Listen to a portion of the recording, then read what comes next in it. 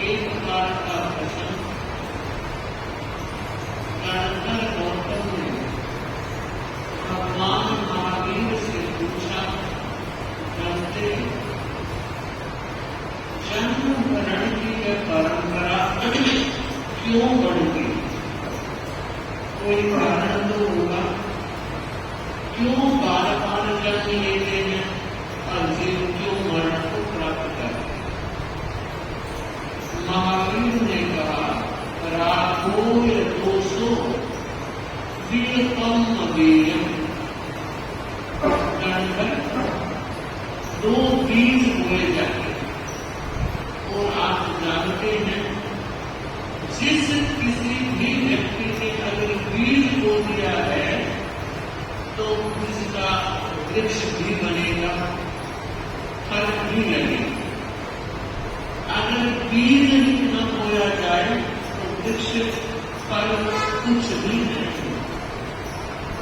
ठीक इसी तरह महावीर कह रहे हैं कि दो बीज हैं, एक राग का बीज, एक द्वेष का बीज।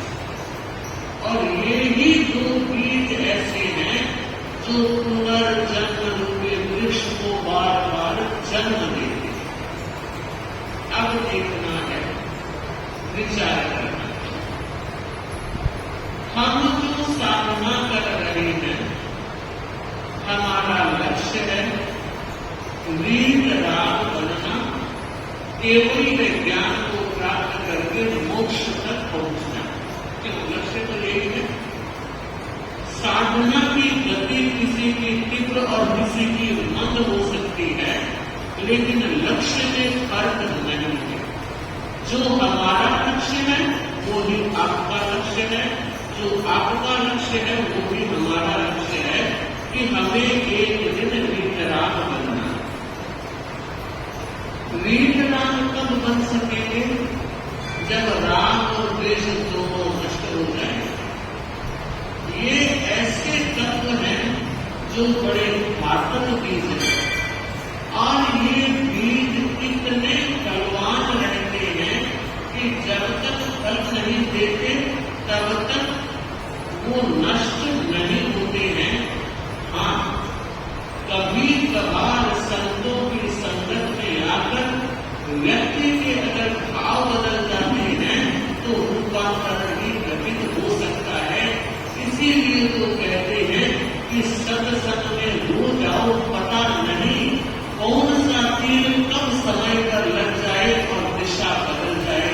और आप जानते हैं दिशा बदलेगी तो दशा भी बदल जाएगी। कहते हैं बहु पत्नी की परंपरा थी उस वक्त जब एक सेठ के दो पत्नियां, बहुत आस पास ही शादी हो गई थी। दोनों पत्नियों को अपनी दृष्टि से सेठ समान रूप से रखने का प्रयत्न करता है।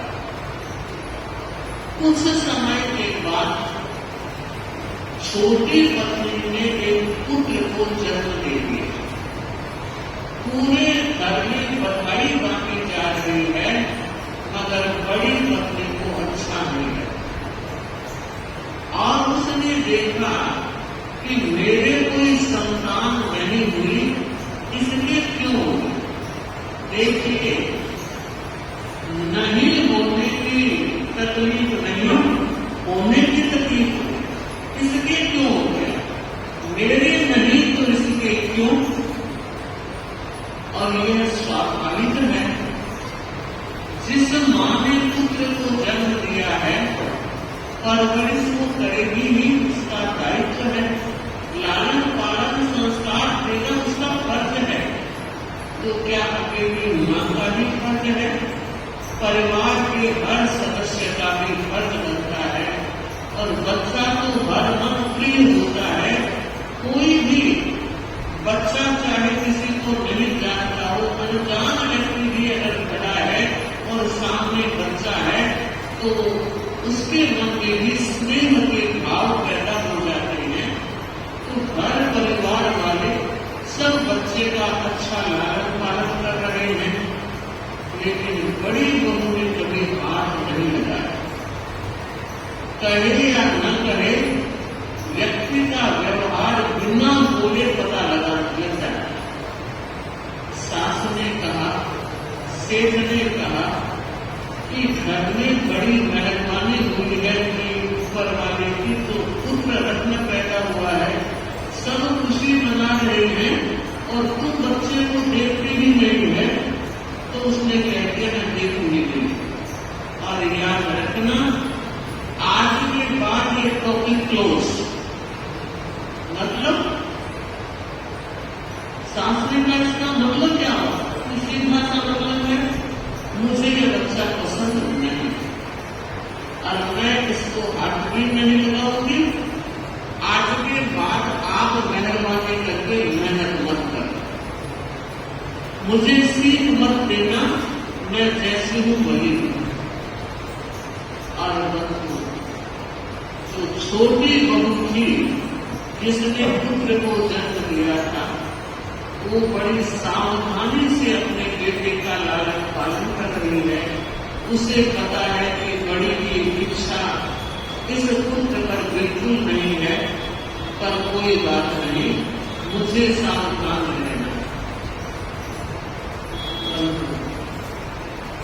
बहुत ध्यान रखती है, कभी अकेला नहीं छोड़ती है, पर कभी तो कोई काम हो ही जाता है। एक दिन का समय सेठानी जो छोटी बहू थी, वो अपनी सास को कहकर गई, गांव में पीहर था, बेटे पीहर में आज फंक्शन है, बेटे की हल्दी आदि तो शादी करते हैं, तो पहला फंक्शन था, आज मुझे जाना जरूरी है, तो मैं बेटे को साथ लेकर आज नहीं जाऊंगा। रोजाना कभी भी गई तो साथ लेकर गई, आज नहीं जा सकती क्योंकि वहां दूसरे कामों में मुझे लगना है, और ये रहेगा तो कैसे देखूंगी या अपना फंक्शन अटेंड कर। कहना भी वाजिब था उसका, तो साथ में का कोई चिंता मत कर, मैं ध्यान रखूंगी। और वो छोटी बहू बेटे को छोड़कर चली गई। मात्र 2 वर्ष का डाला। आप देखिए, ये तो रोज मौका ढूंढती थी और आज मौका मिल गया।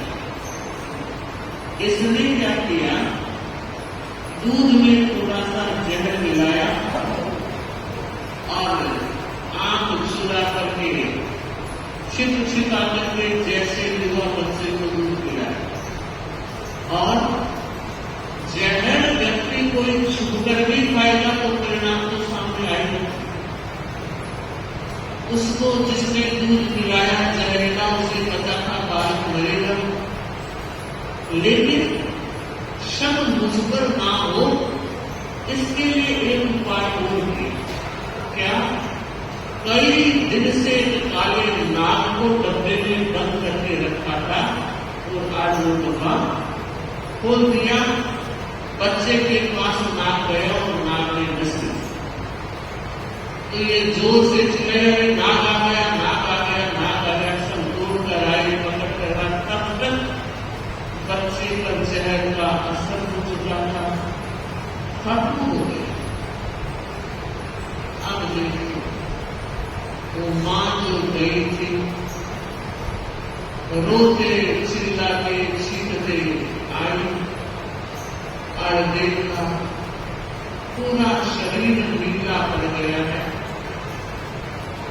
किसी को यह शक नहीं हुआ कि जहरीला दूध पिलाया गया और फिर यह नाटक रचा गया। सभी ने यह सोचा कि सामने काटा और बच्चा मर गया।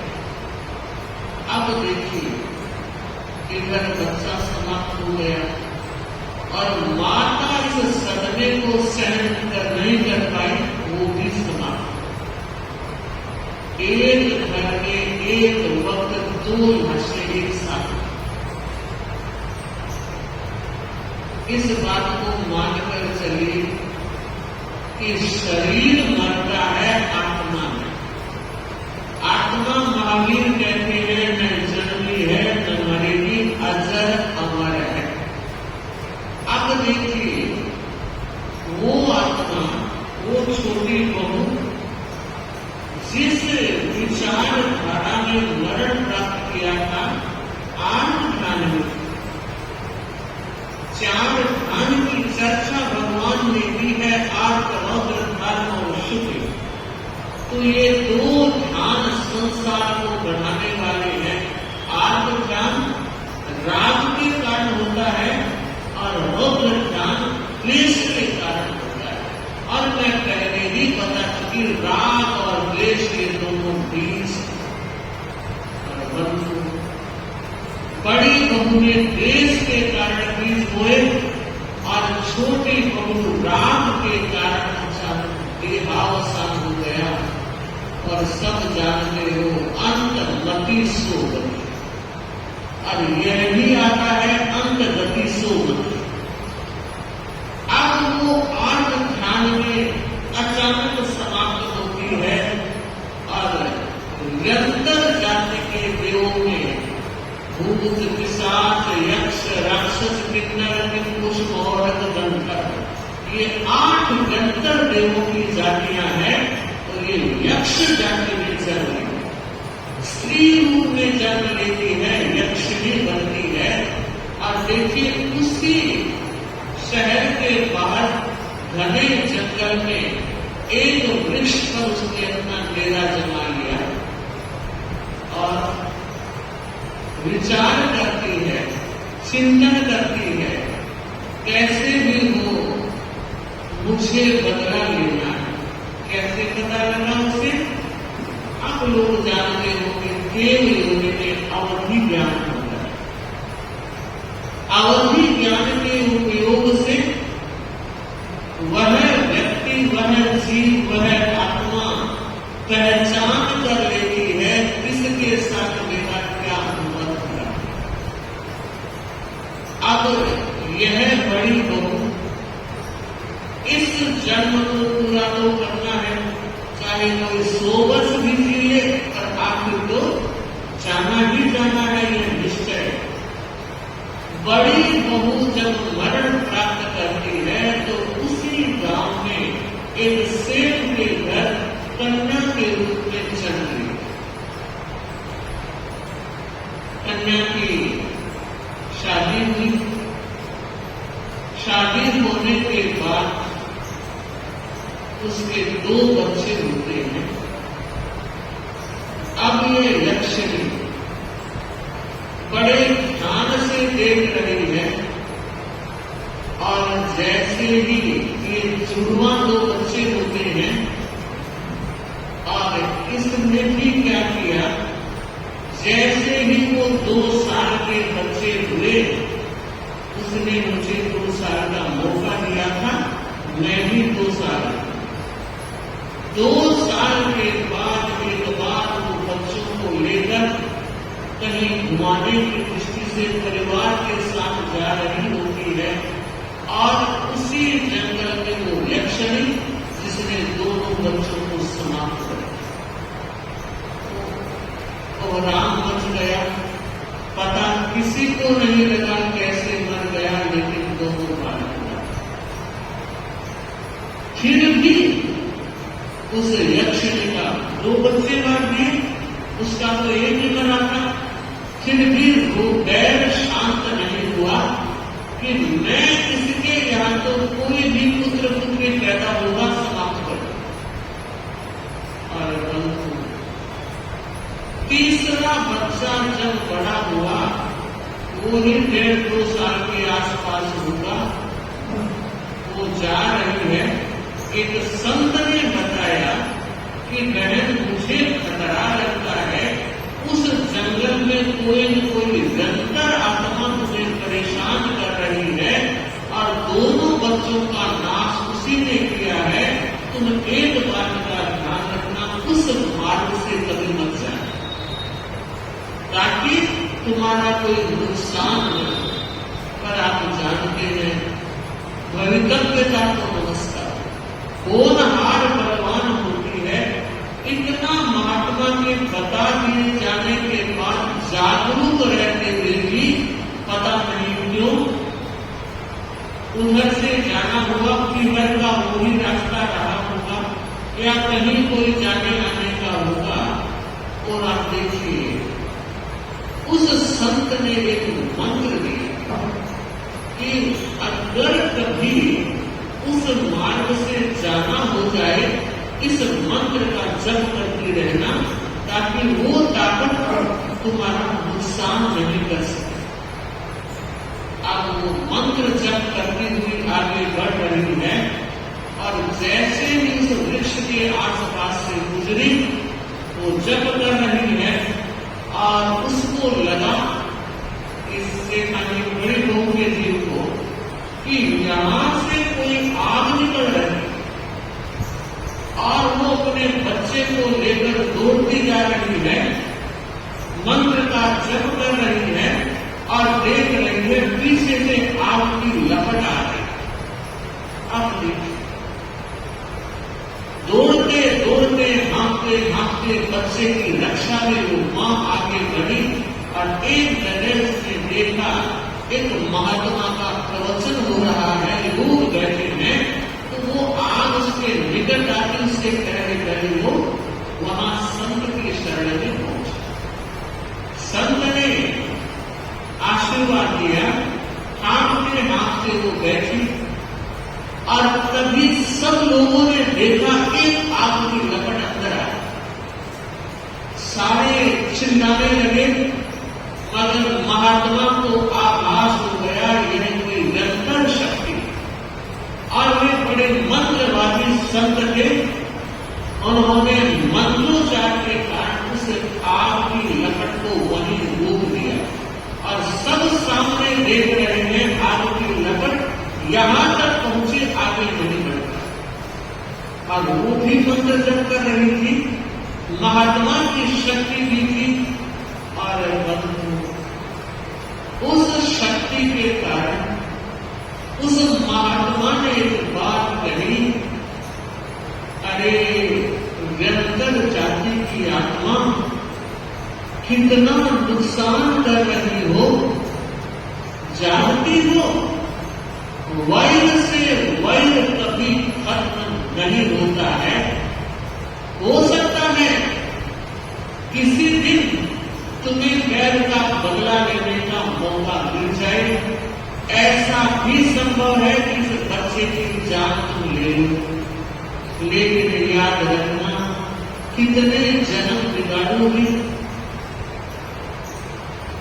कितना घोर अपराध तुम अपनी आत्मा के लिए कर रहे हो। यहां तो एक जन्म ही बिगड़ेगा, मगर तेरे कितने जन्म बिगड़ जाएंगे। वैर को समाप्त करो, मैत्री भाव का विस्तार करो और तब एक रोने की आवाज आती है और उस रुदन के साथ वो कह रही है कि महात्मा मेरे बेटे की इसने जान ली थी और मैंने ये वचन वादा पक्का हमने कर लिया कि मैं इसकी एक भी संतान को जिंदा नहीं छोड़ूंगा। पर आज मेरा कोई सौभाग्य का दिन उदित हुआ है कि मुझे मार्गदर्शक कोई संत मिले हैं। आज आपके चरणों में ये संकल्प करती हूँ और वैर की जो गांठ थी, जो मैंने बांध रखी थी, आज मैं उसको काट के नष्ट कर देती हूँ। और प्रभु मुझे रास्ता बताओ, ये जो जन्म बिगड़ा किसी कारण बिगड़ा, इस योनि में मुझे आना पड़ा केवल मात्र आत्म ध्यान के द्वारा। अगर उस समय कोई संत मुझे संभाल लेते, कोई बोध दे देते, तो हो सकता है मेरी सदगति हो जाती। अब तो कुछ भी हाथ में नहीं है। मनुष्य तिर्यंश ये दोनों अकाल मृत्यु को भी प्राप्त कर सकते हैं, मगर परिषद जानकारी में ध्यान दे देवता और नरक इनमें रहने वाले जीव लाख कोशिश करे कि मर जाना है, लेकिन वो नहीं मर सकते, किसी भी उपाय से वो नहीं मरते, अकाल मृत्यु उनकी होती ही नहीं है। जितना आयुष्य का भंग किया है उन्हें भोगना ही पड़ता है। तो वो अंतरात्मा कहती है अब ये चूल्हा छूटेगा नहीं जब तक आयुष्य का बाकी है। पर आज मैं संत की शरण में आकर यह संकल्प करती हूँ कि आज के बाद केवल यही मेरी बड़ी सौतन हो गई, यही नहीं किसी भी जीव का अनिष्ट नहीं करूंगी, किसी का हाथ नहीं करूंगी, और मैं अपने जो पूर्वकृत कर्म है उसका दंड तो मुझे भोगना है, समभाव रखूंगी और वैर को आज मैं यहां आकर नष्ट कर। यह घटना सारी परिषद ने अपनी आंखों के सामने की और सबको एक पाठ मिला, एक सबक मिला, एक शिक्षा मिली कि छोटे से जीवन में रहकर व्यक्ति कितने घोर कर्म का बंध कर लेता है। इस कारण छोटा सा स्वार्थ, छोटा सा अभिमान, थोड़ा सा स्वार्थ और अभिमान अगर त्याग दिया जाता है तो जीव अपनी सदगति को रोक नहीं सकता। मैं भी आप लोगों से यह कहना चाहूंगी, जिंदगी का लंबा सफर है और जिंदगी का सफर रिश्तों की गाड़ी के साथ चलता है। रिश्तों में जो भी रिश्ते आते हैं वो रिश्ते कुछ नए कर्म बनाने के निमित्त बन जाते हैं, कुछ रिश्ते पुराने कर्मों के निर्जलन के निमित्त बन सकते हैं। हमें पूर्व कर्म की निर्जला तो करनी है। अगर कोई रिश्ते में प्रतिकूलता है तो मानकर चलिए कि ये मेरा कर्म संस्कार है, वरना यह व्यक्ति केवल मेरे साथ ही ऐसा क्यों, और भी व्यक्तियों के साथ इसका संबंध है, अनुबंध है, तालमेल है, सिर्फ मेरे साथ ही ऐसा हो रहा है। इसका अर्थ कोई मेरा कर्म संस्कार इस जीवात्मा के साथ जुड़ा हुआ है, और कभी कोई परिवार का सदस्य बन करके अपने उस कर्ज को चुकाता है, चुकता है, और यूं ही संसार चलता रहता है। जरूरत है हम अपने संसार को अगर सीमित करना चाहते हैं, हम चाहते हैं हमारा संसार का 84 का ये चक्र जो चल रहा है उसको हमें कम करना है, तो उससे पहले जीवन की दिशा को बदलना होगा। राग और द्वेष की गांठी जो भीतर लगी हुई है, कभी सास ने कुछ कह दिया होगा, कभी ससुर ने कुछ कह दिया होगा, कभी पत्नी भी बोल चुकी होगी, कभी पति ने कुछ कह दिया होगा, हो सकता है भाई ने कुछ कहा हो, बहन ने कुछ कहा हो। और याद रखिए ऐसा भी हो सकता है कि उन्होंने कोई बात सहज भाव से कही थी, मगर आपने उसको गलत अर्थ में ले लिया। ऐसा बहुत बार होता है। एक परिवार में बेटी और जवाई आए हुए थे, पूरे परिवार के लोग थे, और उस दिन लॉकडाउन हो गया। 22 मार्च का दिन होगा शायद, पहले हड़ताल और जनता, उसके बाद कोरोना आने से पहले लॉकडाउन लगा। तो पिता ने अपने बेटे और जवाई को ये कहा कि भाई अब अपने अपने घर चले। सहजता से कहा था, क्योंकि अब स्थितियां संगीन और कठिन होने वाली है। और आप देखिए जवाई ने कितना गलत लिया कि अब 4 साल के बाद ससुराल में पद नहीं दिया कि ससुर जी ने मुझे ले गया था अपना देखने को। आप देखिए कितनी सहज बात थी, कितनी सामान्य बात थी, लेकिन मैं ये बताना चाह रही हूँ कई बार व्यक्ति अपनी सोच के कारण भी रिश्तों की दूरियों को बढ़ा करके गांठें बांध लेता है, और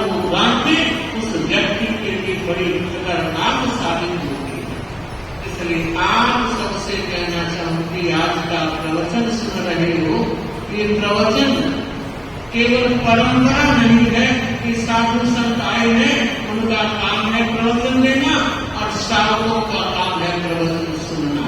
अगर इतना सा है तो मुझे लगता है संशोधन करने की जरूरत, विचारधारा को कुछ बदलने की जरूरत है। आए हो कुछ पाने के लिए, आए हो कुछ समझने के लिए, आए हो कुछ समझने के लिए और आए हो दिशा में बदलाव लाने के लिए। कहा है सोच को बदलो सितारे बदल जाएंगे, सोच को बदलो सितारे बदल जाएंगे, नजर को बदलो नजारे बदल जाएंगे।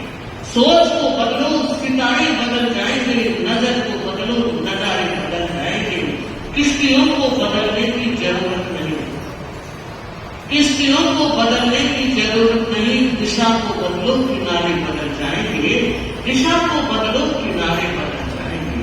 तो जरूरत है हमारा श्रावक समाज श्रद्धाशील आस्थाशील गुरु भक्त है, संघ भक्त है। ये निष्ठा, ये श्रद्धा, ये आस्था निरंतर बढ़ती रहे और प्रवचन में जो प्रेरणा, जो बातें प्राप्त हो रहा है, घर जाकर उसका चिंतन भी करे, स्वयं का अवलोकन करे कि मेरे भीतर तो ऐसी कोई बुराई नहीं है, ऐसी कोई गांठ नहीं है, नहीं है तो दिग्गज, और अगर है तो उसे खोल करके निर्ग्रंथ बनने की